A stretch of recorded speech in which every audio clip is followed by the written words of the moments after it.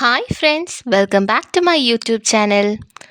പ്രധാനമന്ത്രി നരേന്ദ്രമോദി ബുധനാഴ്ച Washington DC-യിലെ US director of national intelligence director തുളസി ഗബാർഡയുമായി കൂടിക്കാഴ്ച നടത്തി. ഇന്ത്യ-US സൗഹൃദത്തിൻ്റെ വിവിധ വശങ്ങൾ പ്രധാനമന്ത്രി മോദിയും ഗബാർഡയും ചർച്ച ചെയ്തു. പ്രധാനമന്ത്രി മോദിയും ഗബാർഡും പരസ്പരം ഹസ്തദാനം ചെയ്യുകയും ഊഷ്മളമായി അഭിവാദ്യം ചെയ്യുകയും ചെയ്തു. വൈറ്റ് ഹൗസിൽ നടന്ന സത്യപ്രതിജ്ഞാ ചടങ്ങിൽ US നാഷണൽ ഇൻ്റലിജൻസ് ഡയറക്ടറായി ഗബാർഡ് സത്യപ്രതിജ്ഞ ചെയ്ത് മണിക്കൂറുകൾക്ക് ശേഷമാണ് ഈ കൂടിക്കാഴ്ച. ഇന്ത്യ-US സൗഹൃദത്തിൻ്റെ വിവിധ വശങ്ങൾ ചർച്ച ചെയ്തു. അതിൽ അവർ എല്ലായ്പ്പോഴും ശക്തമായ വോട്ടറിയാണ്. പ്രധാനമന്ത്രി മോദി ട്വിറ്ററിൽ കുറിച്ച വാക്കുകളാണിത്. ഫ്രഞ്ച് പ്രസിഡന്റ് ഇമ്മാനുവൽ മാക്രോണുമായി ആർട്ടിഫിഷ്യൽ ഇൻ്റലിജൻസ് ആക്ഷൻ ഉച്ചകോടിയിൽ സഹ അധ്യക്ഷനായിരുന്നു മോദി. ഫ്രാൻസ് സന്ദർശനത്തിന് ശേഷം ബുധനാഴ്ച വൈകുന്നേരം 5:30 അമേരിക്കൻ തലസ്ഥാനത്തെത്തി. വ്യാഴാഴ്ച വൈറ്റ് ഹൗസിൽ മോദിയും ട്രംപും ഉഭയകക്ഷി ചർച്ച നടത്തുകയും ചെയ്തു. നമ്മുടെ രാജ്യങ്ങൾ നമ്മുടെ ജനങ്ങളുടെ പ്രയോജനത്തിനും നല്ല ഭാവിക്കുമായി അടുത്ത് പ്രവർത്തിക്കും, മോദി പറഞ്ഞ വാക്കുകളാണിത്. ബുധനാഴ്ച ഗബാർഡ് ദേശീയ ഇൻ്റലിജൻസ് ഡയറക്ടറായി ഓവൽ ഓഫീസിൽ സത്യപ്രതിജ്ഞ ചെയ്തു. സെനറ്റ് അവരെ സ്ഥിരീകരിച്ച് മണിക്കൂറുകൾക്ക് ശേഷം ദ ഹിൽ ആണ് റിപ്പോർട്ട് ചെയ്തത്. ഇക്കാര്യം റിപ്പോർട്ട് ചെയ്തത് ദ ഹിൽ എന്ന മാധ്യമ സ്ഥാപനമാണ്. അറ്റോർണി ജനറൽ പാം ബോണ്ടി ഗബാർഡിന് സത്യവാചകം ചൊല്ലിക്കൊടുത്തു. ട്രംപ് അസാധാരണ ധൈര്യവും രാജ്യസ്നേഹവുമുള്ള ഒരു അമേരിക്കക്കാരനാണ് എന്ന് വിശേഷിപ്പിച്ചു. അവരെ 3 തവണ ആർമി നാഷണൽ ഗാർഡിൽ വിന്യസിച്ചിട്ടുണ്ടെന്നും അവർ ഒരു മുൻ ഡെമോക്രാറ്റിക് കോൺഗ്രസ് വുമണാണെന്നും പറഞ്ഞിരുന്നു. നിങ്ങൾക്ക് അത് വിശ്വസിക്കാനാകുമോ?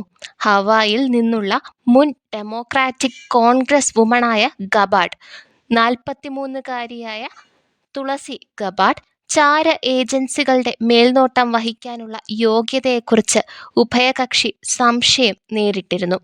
കാരണം അവരൊരു ഡെമോക്രാറ്റിക് കോൺഗ്രസ് വുമൺ ആയതുകൊണ്ടാണ് അങ്ങനെ സംശയങ്ങൾ നേരിടേണ്ടി വന്നത്. പ്രസിഡന്റിന് തന്നിലുള്ള വിശ്വാസത്തിന് തുളസി ഗബാർഡ് നന്ദി പറയുകയും അവർ സത്യപ്രതിജ്ഞ ചെയ്തതിന് ശേഷം ഞങ്ങളുടെ രഹസ്യാന്വേഷണ സമൂഹത്തെ വീണ്ടും കേന്ദ്രീകരിക്കുമെന്ന് പ്രതിജ്ഞ ചെയ്യുകയും ചെയ്തു. നിർഭാഗ്യവശാൽ അമേരിക്കൻ ജനതയ്ക്ക് ഇൻ്റലിജൻസ് സമൂഹത്തിൽ വളരെ കുറച്ച് വിശ്വാസമേ ഉള്ളൂ. കാരണം നമ്മുടെ ദേശീയ സുരക്ഷ ഉറപ്പാക്കുന്നതിൽ പൂർണ്ണമായും ശ്രദ്ധ കേന്ദ്രീകരിക്കേണ്ട ഒരു സ്ഥാപനത്തിൻ്റെ ആയുധവൽക്കരണവും രാഷ്ട്രീയവൽക്കരണവും അവർ കണ്ടതാണ്. അതുകൊണ്ട് തന്നെ അമേരിക്കൻ ജനതയ്ക്ക് അതിൽ വിശ്വാസമില്ല എന്നാണ് പറയുന്നത്. പുതിയ ഇൻ്റലിജൻസ് മേധാവി പറഞ്ഞ വാക്കുകളാണിത്. അതായത് തുളസി ഗബാർഡ് പറഞ്ഞ വാക്കുകളാണ് ഇത്. രഹസ്യാന്വേഷണ ഏജൻസികളെ നയിക്കാനും ട്രംപിൻ്റെ ദൈനംദിന ഇൻ്റലിജൻസ് ബ്രീഫ് തയ്യാറാക്കാനും ഗബാർഡിന് യോഗ്യതയുണ്ടോ എന്നതിനെക്കുറിച്ചുള്ള 2 മാസത്തെ ചർച്ചകൾക്ക് ശേഷം സെനറ്റ് 52-48 വോട്ടുകൾക്ക് അവരെ സ്ഥിരീകരിക്കുകയായിരുന്നു. അങ്ങനെയാണ് ഇൻ്റലിജൻസ് മേധാവിയായി തുളസി ഗബാർഡ് ഇന്നലെ സത്യപ്രതിജ്ഞ ചെയ്തത്.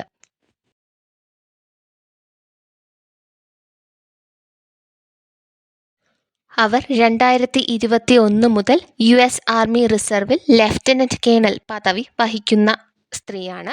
മുൻ കോൺഗ്രസ്സുകാരിയായ ഗബാർഡ് 2013 മുതൽ 2021 വരെ ഹവായിലെ 2ാം കോൺഗ്രസ് ഡിസ്ട്രിക്റ്റിൻ്റെ US പ്രതിനിധിയായി സേവനമനുഷ്ഠിച്ചിട്ടുമുണ്ട്. US കോൺഗ്രസിലും ക്യാബിനറ്റ് അമേരിക്കയിലും സേവനമനുഷ്ഠിക്കുന്ന ആദ്യ സമോവൻ അമേരിക്കക്കാരിയും ഹിന്ദു അമേരിക്കക്കാരിയുമാണ് ഇവർ. 2002 മുതൽ 2004 വരെ ഹവായ് പ്രതിനിധി സഭയിലെ ഏറ്റവും പ്രായം കുറഞ്ഞ സംസ്ഥാന നിയമസഭാംഗമായും അവർ സേവനമനുഷ്ഠിച്ചിട്ടുണ്ട്. ഇന്നത്തെ വീഡിയോ ഇഷ്ടപ്പെട്ടെന്ന് വിചാരിക്കുന്നു. എല്ലാവരും ലൈക്ക് ചെയ്യുക, ഷെയർ ചെയ്യുക, സബ്സ്ക്രൈബ് ചെയ്യുക, കമൻറ്റ് ചെയ്യുക. Thank you for watching.